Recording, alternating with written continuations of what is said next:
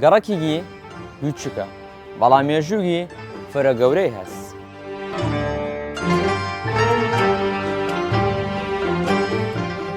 گەڕەکی سپارتەس و یەکێک لە کۆنترین گەڕەکەکانی خانەقین دانرێت.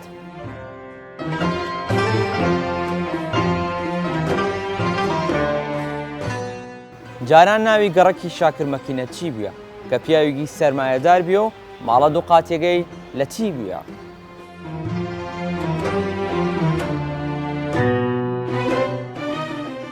ناوەگەی لە فەریقی تۆپان هاتیە کە لە ساڵانی 1975 و 76 سەرکەوتنێکی فرەوە دەساوردیە لەوەرەوەی شناوی نانە گەڕەکی سپارتە.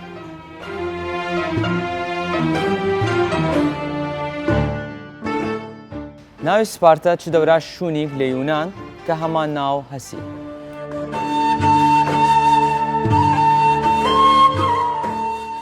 تا ئێمڕۆ ماڵەکانی وە شێوازی مێژووی خۆیان مایەسەوە.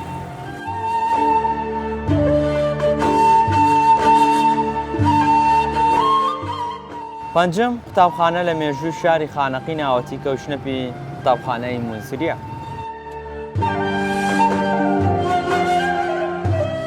هیوەش حەزکەن لەبارەی چ گەڕەکی گەوم مێژووگەی بزانن لە کۆمێنتەرامان بیشنێ.